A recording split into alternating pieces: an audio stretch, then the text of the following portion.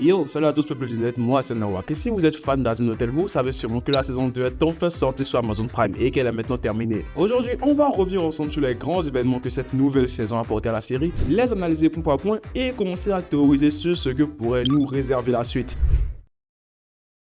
Mais avant de plonger là-dedans, les gars, faut lui rendre hommage. Alastor, c'est vraiment le GOAT qu'il pense être. Le GOAT! Et aussi, désolé du retard. Sur ce, plongeons ensemble dans les fins fonds de l'enfer, direction Pentagram City.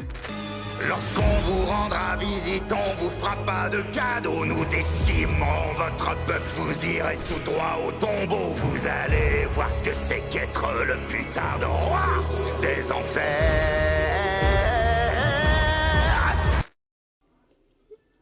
Déjà, attardons-nous sur les principaux antagonistes de cette saison.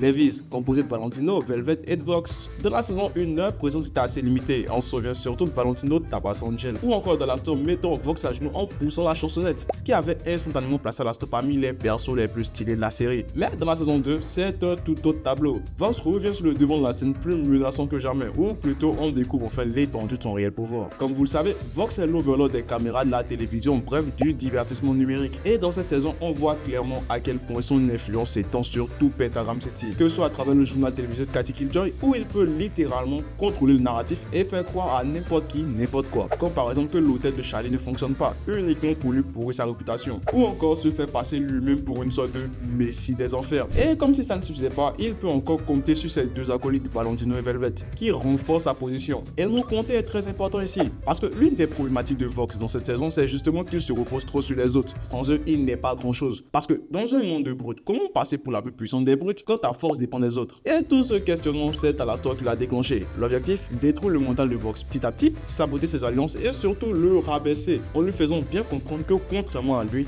Vox aurait toujours besoin des autres pour exister. Ce qui est entre nous particulièrement hypocrite quand tu connais la situation d'Alastor, mais ça, on y reviendra dans un instant. Ce qu'il faut retenir, c'est que dans cette saison, on assiste vraiment à l'ascension de Vox et Davis. On découvre même son passé d'animateur télé sur Terre, un passé complètement barré. Le mec n'hésitait pas à éliminer toute sa boîte de production et ses ennemis juste pour grimper au sommet, jusqu'à ce qu'il meure et se retrouve en enfer où il fait la connaissance du démon de la radio. Au début, entre les deux, tout se passait bien, jusqu'au jour où Vox propose à Alastor une alliance. Pas une alliance pour le dominer, non, une alliance pour régner ensemble sur enfer. Mais Alastor reste Alastor. Il le remballe immédiatement avec un mépris incroyable, juste parce qu'il a osé imaginer qu'il pourrait être égaux un jour. Alors, est-ce que c'était nécessaire? Pas vraiment. Mais en même temps, on parle de l'enfer littéralement. Vouloir faire équipe dans un monde rempli de monstres narcissiques, c'est pas l'idée du siècle. Bon, même si on sait que tous ne sont pas mauvais, Penchus en est la preuve. Bref, ce refus a littéralement brisé Vox. On voit clairement qu'il avait une forme d'attirance et même d'admiration profonde pour Alastor. Alors la douleur n'en était que plus violente. Ce rejet l'a littéralement marqué à vie et lui a laissé un manque de confiance en lui incroyable, surtout en présence d'Alastor. Ce qui l'a poussé tout au long de la saison à vouloir constamment se prouver qu'il pouvait briller seul, avant de se rappeler qu'il n'est justement pas seul. Il a deux associés, Velvet et Valentino. Et à la fin, on voit doucement les prémices de sa chute jusqu'à ce qu'elle finisse par arriver pour de bon. Et honnêtement, c'est à la fois frustrant et fascinant. Frustrant parce que à force de le suivre, on finit presque par s'y attacher. Et ça fait un peu mal de voir à quel point Alastor le manipule avec une facilité déconcertante. Mais en même temps, c'est fascinant de réaliser que malgré son pouvoir, malgré son contrôle total sur l'image, l'influence et la manipulation,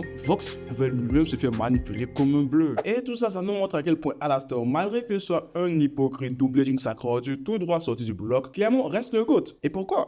Et bah dans cette saison, on découvre enfin son passé d'animateur radio serial killer à ses heures perdues. Tu connais la chanson et si tu veux plus de détails sur ce sujet, j'avais déjà fait une vidéo là-dessus. Elle s'affichera juste ici ou en description. Mais ce qui est vraiment important, c'est qu'on apprend qu'il a vendu son âme à Rosie. Et ouais, Rosie l'overlord de Cannibal Town. Franchement, c'est la dernière personne à laquelle je m'y attendais. Le pacte, il est simple. En échange de son âme au moment de sa mort, Alastor va devenir, lorsqu'il mourra, le pécheur le plus puissant de l'enfer. Et c'est précisément ce qu'il est aujourd'hui. Mais le pacte pose deux problèmes. Non, en vrai, trois. Numéro 1, même s'il est le pécheur le plus fort, il reste lié à Rosie, au même titre qu'Angel est lié à Valentino. Donc, l'archétype du Alastor, je suis libre et je dépends de personne, est littéralement attaché à quelqu'un au-dessus de lui.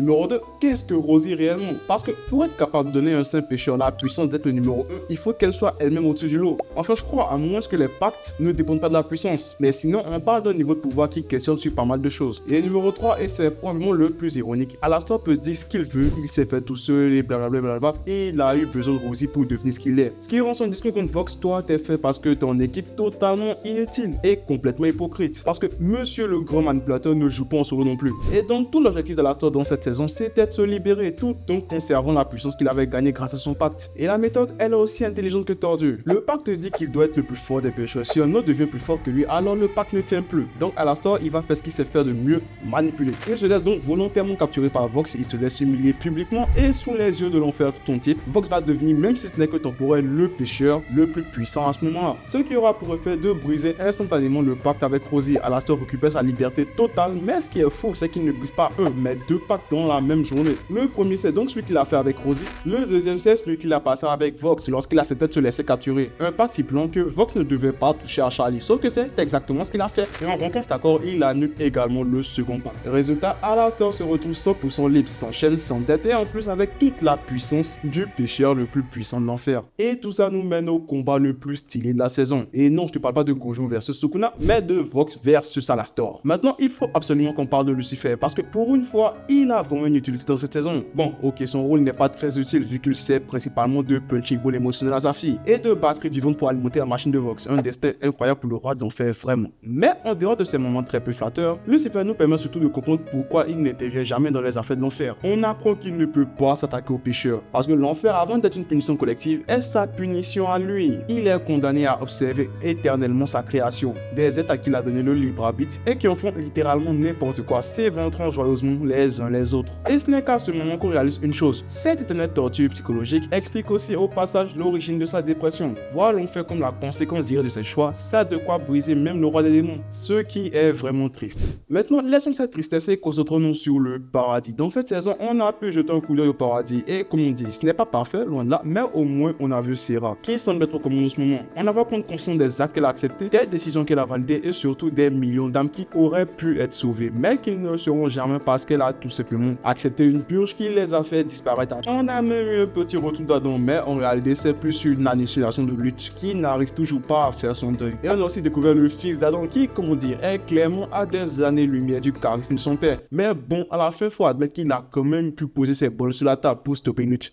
Et ça, respect. J'ai pas grand chose à dire sur cette partie parce qu'on est clairement dans un classique, mais dans le bon sens du terme, les anges commencent enfin à comprendre que tous les sinners ne sont pas des trous de balle et qu'il y en a qui peuvent être sauvés, surtout qui méritent de l'être. Ils réalisent aussi que le mal peut venir de leur camp, principalement à cause de leur peur des autres, la peur du pécheur, la peur du démon et la peur de ce qu'on ne comprend pas. Et cette peur a persécuté la vie à Serpentine lors de son arrivée au paradis. Cette saison a vraiment permis de consolider les acquis et surtout à mettre en lumière toutes les relations qui se dessinent entre les personnages, Vox et Valentino, Vox et Alastor, Angel Dust et Hux. On y voit les dynamiques évoluer, se renforcer, voire exploser. Bref, tout ce qu'on aime dans Hazbin Hotel. Et maintenant, qu'est-ce qui nous attend? Déjà, on sait que la saison 3 va se concentrer principalement sur Angel Dust et peut-être même sur Husk. Parce qu'à la fin de la saison 2, on découvre qu'Angel était en fait un agent infiltré des Viz. Malgré lui, évidemment. Il s'est fait manipuler depuis la saison 1 et avec tout ce qui lui tombe dessus, il finit par quitter l'hôtel. Ensuite, on sait que Lilith va rentrer officiellement dans l'histoire. On apprend qu'elle a finalement décroché aux appels de Charlie lors de la fin de la saison 2. Et puis surtout, cette saison 2 a permis de faire évoluer la relation Alastor-Lucifer. Maintenant qu'Alastor sait que Lucifer est le roi de l'enfer, mais uniquement de nom, il sait ce qu'il va tenter maintenant vu qu'il est libre et puissant et particulièrement imprévisible.